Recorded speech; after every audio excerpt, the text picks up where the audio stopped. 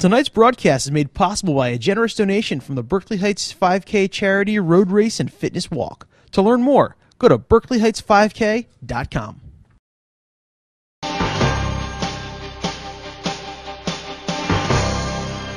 Welcome to This Week in Berkeley Heights, brought to you in part by thealternativepress.com, Berkeley Heights' daily online newspaper owned and operated by local residents. I'm Michael Shapiro, owner and publisher of thealternativepress.com and president of the Rotary Club of Berkeley Heights. Each week, This Week in Berkeley Heights will bring you a roundup of the latest news in Berkeley Heights and a look ahead at events around town. Later on in this broadcast, in our community segment, we will speak with students from Children of Eden. And during our business segment, Jim DeMeo from Durco Office Supplies and the Lions Club in Berkeley Heights. Nina Burns, an 18-year-old Berkeley Heights resident, is getting the chance of a lifetime as a contestant on the 10th season of the hit show America's Next Top Model. Nina graduated from Governor Livingston in 2012 and is currently attending LIM College, majoring in visual merchandising in New York City. She has been watching the hit show since she was just 8 years old. Although modeling has always been just a hobby for Nina, she always dreamed of being on America's Next Top Model. Voting for America's Next Top Model is taking place online on March 14th, 17th, 23rd, 26th, and April 3rd. All online votes will be tabulated and considered with the votes of the judges to determine who will be eliminated during each judging session. Should a contestant not make it on to the next round, they have another chance. The fan favorite will be picked and brought back towards the end of the show when it starts to air in June. Secession from Union County was again the topic of conversation at the Tuesday, March 5th Township Council meeting. Councilman Robert Woodruff objected to former Union County freeholder Deborah Scanlon's being hired by the county for a $75,000 position with pension benefits, 1 month after she retired from 15 years serving as a freeholder. Quote, "This governing body has decided in the fall will place on the ballot the question of seceding from Union County. In a public referendum," Woodruff said, "they never cease to amaze." During the public comment session, Steve Yellen, a Democrat who had formerly run for township council, warned that even if the referendum passes in Berkeley Heights, it will likely never get past the Democratic-controlled state legislature. Quote, "Other towns have done it and have been rejected." He noted that it would be precedent-setting in an urban county. Quote, "I think we have to be aware that this will likely not lead to any tangible change." Woodruff said he did not disagree, but, quote, "There is one option in Trenton and Union County, and that is to manage better." Council President Kevin Hall said, "It's not preordained that this is going to fail. We're not fatalists." Mayor Joseph Bruno concluded the discussion by stating his opinion, quote, "Somebody has to start the ball rolling. The legislature needs to get their act together and look at the mismanagement that's going on statewide. People in government borrow money they don't have every day. I'm going to try and change something. Maybe this will spread to a movement. New Jersey cannot stay this way." Also at the council meeting, Councilman Kevin Hall brought the audience up to date on where the township stands on a proposed land swap with Little Flower Church. He said the council hopes to sit down with Little Flower representatives at the end of March or early April to have a dialogue. The township has hired an appraiser and architect and has asked the township planner to help determine if a swap is actually feasible. Quote, "We should have all of the information in 2 to 3 weeks to sit down and have a dialogue," he said. "If it's possible, that would be the time to talk with residents about it, then put together an action plan if appropriate." He estimated the residents will have the opportunity to weigh in May. It's been almost a year since Governor Livingston's senior wrestler John Melee last stepped foot onto the mat in Atlantic City's Boardwalk Hall. The 120-pound grappler was 1 win away from getting a medal in the games before losing a heartbreaker to Delbarton's Christian Inarella. Flash forward 12 months, and Melee has already overcome the biggest challenge of his wrestling career.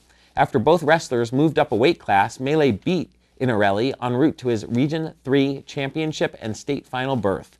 "It felt great," Melee said of his first win over Inarella. He joins Shane Haddad as the only 2 wrestlers to make last weekend's state final from Governor Livingston High School. The Berkeley Heights Board of Education unanimously approved the tentative budget for the 2013-2014 school year at its meeting on Thursday, March 7th.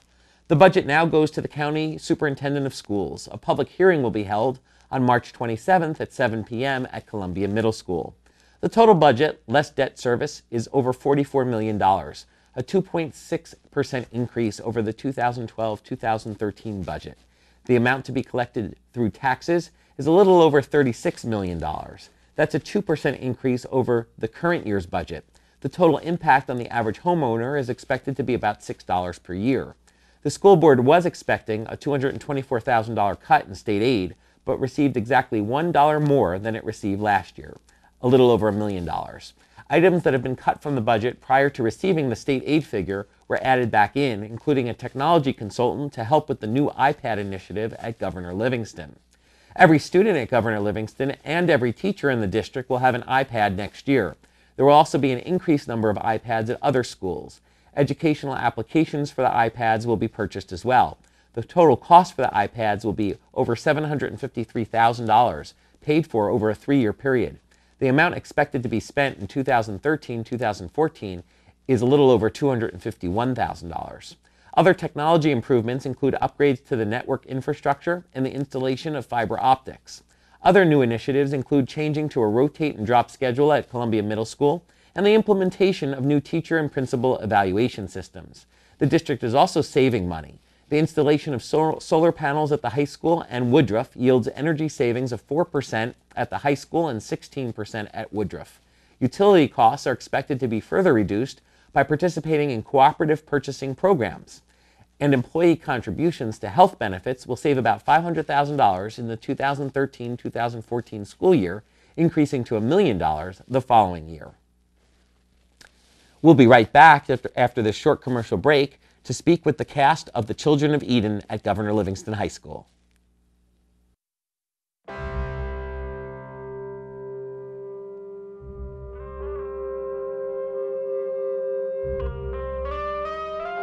"7,000 high school students drop out every school day. That's a line of desks more than 4 miles long. We can keep students in school. Visit boostup.org and take the first step." Welcome back to This Week in Berkeley Heights. Joining us in the studio are some of the cast members of Children of Eden. Here with us in the studio are Mukta Fatak, Steve Lameda, and Kevin Connolly. Welcome to the show. Thanks for having us. Absolutely.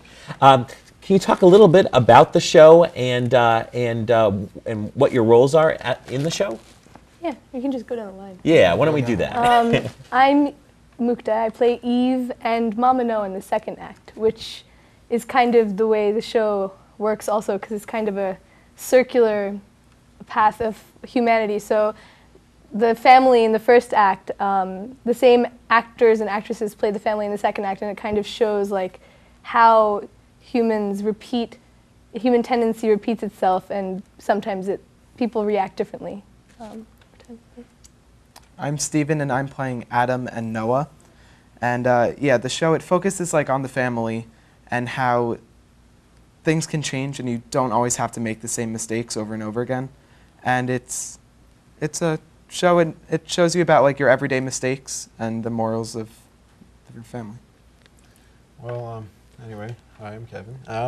And I play Father. They call me Father in the show, or if you want to, get into it, God. Really, I'm one of the few characters in the show that stays the same. Obviously, a lot of the other cast members, they're changing roles between the acts, and it shows the sort of cycle of how history can repeat itself, and like they said, human tendency. And then there's the kind of inner struggle that a father faces as he's trying to raise his children, and in a way, it's a sort of universal thing. And obviously, there's the sort of aspect, hey, he's God, that's sort of. So it's kind of trying to balance, what do you want for your children, what do they want, and how can you just give them what is the best without, forcing them into something, giving them free will, I guess, if you want to go. Yeah, and it's interesting. Given what you guys have been just talking about and the various names you've thrown out, it seems like it's at least loosely based on the Bible. Can you talk a little bit about that? It's based on the book of Genesis and like the first few chapters, and it's not like story character by character from the Bible. Like there are added characters that like mix in, in the second act. And but it does follow the story of the Book of Genesis of Adam and Eve getting expelled from the garden and story of their sons Cain and Abel. And then in the second act, it does focus on Noah building the ark and going into the unknown with his little family. Yeah, but like the interesting thing about the story is that the show is that rather than like a retelling of Genesis, it adds like another dimension to it by making it more a story of family and humanity as, you know, we're all children of Eden. So after you've kind of established the fact that we're all children of Eden, you can then focus on individual families. So it's less of a like Genesis and more of a... Makes it more relatable. Yeah. I guess you could say. Now it's a musicals. Yes. So you could talk a little bit about that and how you've trained for this. And was it a musical that had already been written and you guys are performing it, or is it a musical that was written internally? It's not a very well-known musical. It actually never went to Broadway. The original soundtrack that you would hear, it's actually performed at the Paper Mill, In Milburn. which is pretty cool. Yeah. And Keeps it local. But yeah, it's a lot of music, and it's a hard task for especially high schoolers to take on, and it's going really well, and we're having a lot of fun learning, and it's by the it's a lot of composer practice. Stephen Schwartz, who composed Wicked and Pippin and some really great shows. So it's great music. And it's faculty at GL that's working with you on it? Yes. And who in particular? Any particular teachers? Well, We got the directors, obviously. We have Ms. Talarico, Mr. Maselli, and obviously we have everyone else. We have Mr. Stiefel, we have Mr. Voorhees. we have Mrs. Mirabelle and Mr. O with Pitt and music. The whole musical aspect of it. Yeah. And, It's a lot of teachers. It's a lot of of hands work. working. yeah. When did you guys start rehearsing for it? In early January and December. late December. Yeah. Auditions were in December, like mid-December. And when does the curtain open? March 21st, Next 22nd, week. 23rd. Wow. Next week. Yeah. That's exciting. And for people out there that might be interested in coming, where do they buy tickets? What times are the shows? Things like that. The shows are all at 7:30. They can buy tickets either at the door. They could reserve them at. They can email. Hilltop@bhpsnj.org. That's excellent. And is there a website or anything that people can go to for more information? Actually, if you go to the district homepage, they have our flyer in like the picture slideshow kind of area of it. If you go there, the school homepage, but that's really it. Yeah. So, night before the show, do you have any like rituals that you guys do or anything like that? That's a good ritual. Get some sleep, because especially these last 2 weeks before the show, everyone's exhausted, and they're trying to, just where do you get the energy to keep the performances going? You're here late every night. Everyone's And school. at school. That too. Yeah. At a point, this becomes sort of like, I come to school to kind of go to rehearsal. Yeah. Sorry, I never said that. Teachers didn't hear that. But yeah, it's difficult. Obviously, it's a challenge. You got to show that you're dedicated and show that you're willing to focus. Especially we got 43 songs. Yeah, in 43. this show. That's a lot. That's exhausting in and of itself. more than they've done in a You got to while. focus on the acting aspect. One thing that's important, especially for these characters, our characters, is obviously how do you play them? How do you sort of Evolve into Yeah, I mean, especially since like character development. it is religious. Like our characters To an are extent it is. are religious, right? I mean, they're based from a religious text. So, and since the show is so different from the Bible itself, is like it's hard to portray a character that so many people have developed their own ideas about already. I mean, Really, the biggest like concern is turning it into a character who's really like one-dimensional. That is, I think, the biggest fear of any actor, especially me. I don't know about you guys, but you want to show that there's some sort of progression throughout the show. Obviously, if there's a progression, it's going to keep the people interested. You want to keep the audience interested. And we're hoping we could do that. As we get down to the nitty-gritty in these last 2 weeks. So. And how many students are involved in the production altogether? 30, Around. right? Like around 30. There's about 30 in the cast, and then High we have schoolers. about like 20 in the like crew, probably more than 20, and Yeah. then Then there's the We have pit. like 10 15 kids, in the little pit. kids. Oh, really? Yeah. and then we have little kids from Where'd the you round them elementary up school. from? The elementary school's actually in town. Oh, that's great. Yep. So We there's just sort of called them. there's usually like about 100 people like Total. involved in like faculty and students for the production. So it's a lot of people to be involved in one task. So it's a lot of fun. And a lot of our stuff is student done, like our set and our pit and our lighting, our sound is all student based. I mean, we have the help of Mr. Voorhees and Mr. Stiefel, and they're incredible, but they teach students to do it. So I think that makes us unique from a lot of high school productions because we really do a lot of it. Yeah. Yeah, that's great. And what do the next couple days look like before the show for you guys? 9 o'clock rehearsal every day. Gruesome. That's the only way. Terrifying. Terrifying, gruesome. Yeah, but at the same time, sort of exhilarating and exciting, and Everyone like bonds and Yeah. gets together, and we become like a family almost. Absolutely. We all joke about how like scary it is and how long the rehearsals are, but we have a blast when we're at it. So Yeah, that's great. And is there anything that we haven't talked about that you wanted to mention? just come and watch us. Yeah, and the for everybody watching, so tell us again the show dates and times and how people can buy tickets so we can All right. get you a So full house. yeah, that would be awesome.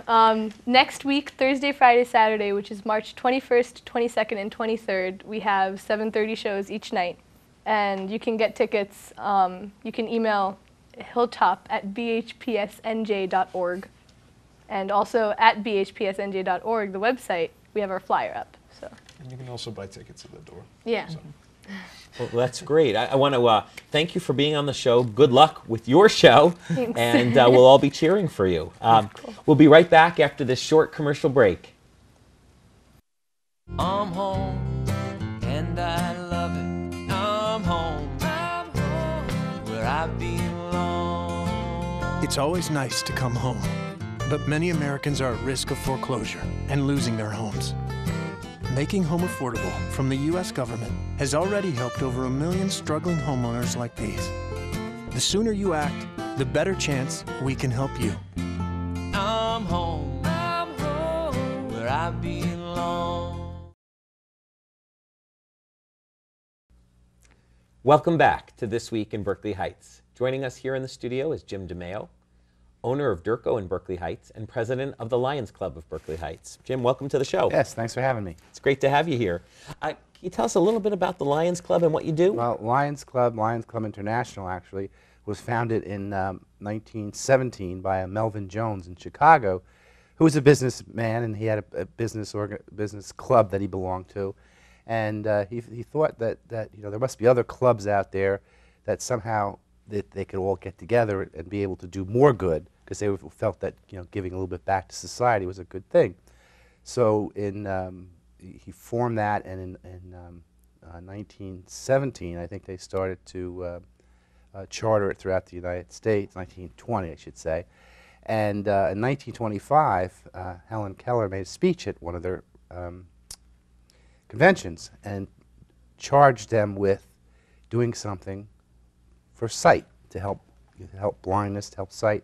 And they took on the challenge, and from then on, one of the primary thrust, or one of the primary things that Lions International does is things that have to do with sight preservation. In the United States, you do stuff like have eye screenings, or have eyeglass collections and stuff like that. In places like Africa, they try to wipe out river blindness from disease and whatnot. So it's a very conscious effort to do things around sight preservation. And of course, each Lions Club does something in their community. Can you talk a little bit about what the Lions Club of Berkeley Heights does in the community here? Well, over the years, actually, the Berkeley Heights Lions Club will be having its 65th birthday this year. They've been chartered by International 65 years ago, and over those years, we've done a lot of different things. Some with the with the school. I don't know if some of the residents have ever been down to where the tennis courts are behind a Columbia school. There's a big brass lion. Well, that lion was donated, and part of that park was helped funded by Lions Club. Bear in mind, back in the 70s, 60s and 70s and some of the 80s, there was a lot more participation, more lions, more people out there raising money, and we were able to do a lot more. Now the organization primarily does, we do collect. We have, in fact, we've got a white cane coming up, which is, basically we just, stand in a corner, stand in front of the post office or Dunkin' Donuts, and ask you for, a bit of change that you have, and that money is always put into sponsoring or giving donations to site organizations within the state of New Jersey. Okay. Why is it called the white cane? Well, we used to give out these little white canes, actually. And, of course, I guess in the old days, a white cane was a blind person usually carried around a white cane with a red tip. But so we've always just called it White Cane Day. In fact, I think May is White Cane Month or something like that. So we'll be having a collection in early May if folks are out there and they see us. Hey, if you can help, fine. If you can't, we understand. You'll be at the post office, you said? We'll be at the post office, Dunkin' Donuts. Usually, just one weekend, the first weekend, I think we're scheduled in May. And, whatever we raise, we give out. We never keep anything for ourselves. It's always like we've got our dues, and we have dinner meetings, but that's all coming out of our personal pockets. The money that we raise always goes back in at the end of the line year. We just try to get our treasury down to zero. Not quite zero, but as close to it as we can.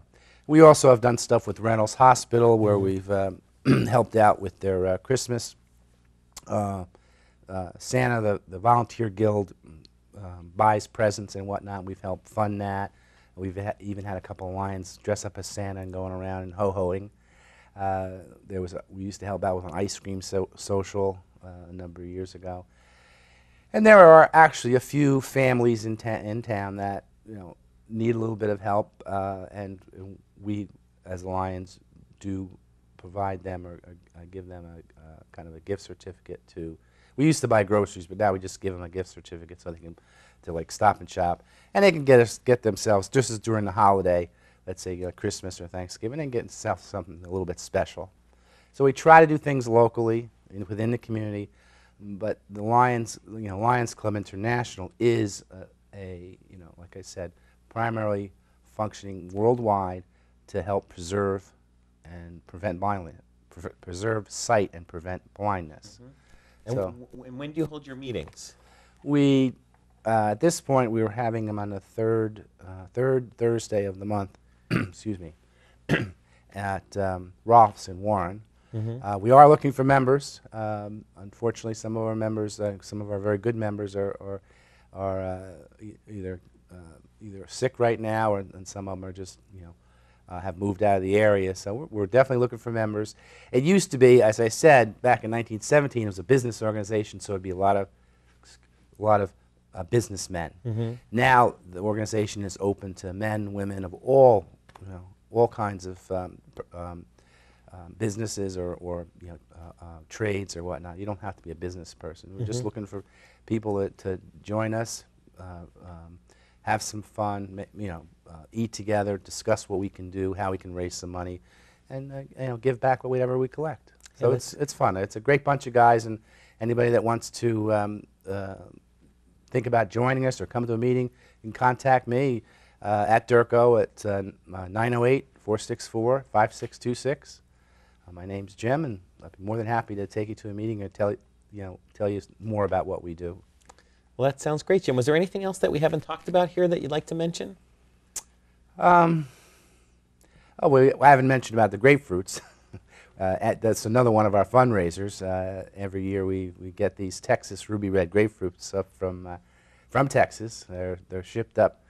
I'm usually talking to the fruit broker on Monday, and he says the truck's been packed up. The fruit's been picked, and it'll be up to you on Thursday. So it's about as fresh as you're going to get.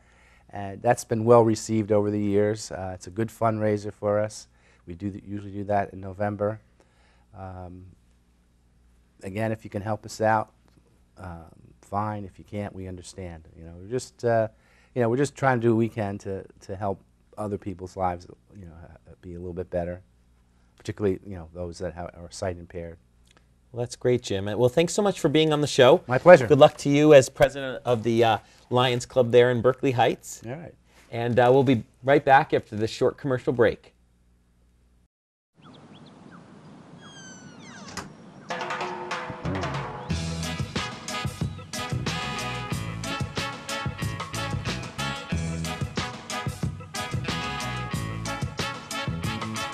Hands can do incredible things.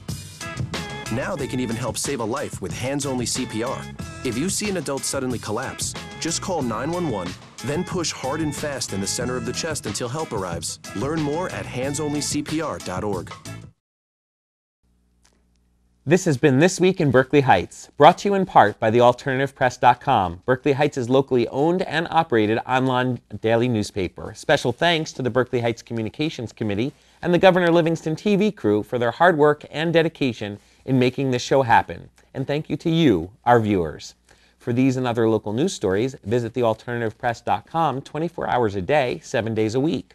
Sign up on the site to receive your news via email.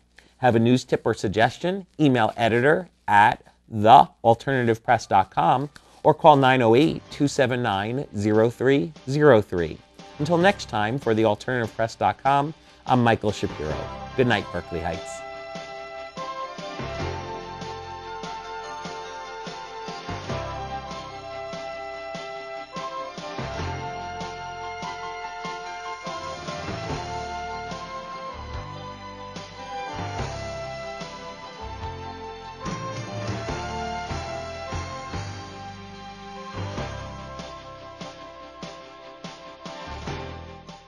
Tonight's broadcast is made possible by a generous donation from the Berkeley Heights 5K charity road race and fitness walk. To learn more, go to berkeleyheightsfivek.com.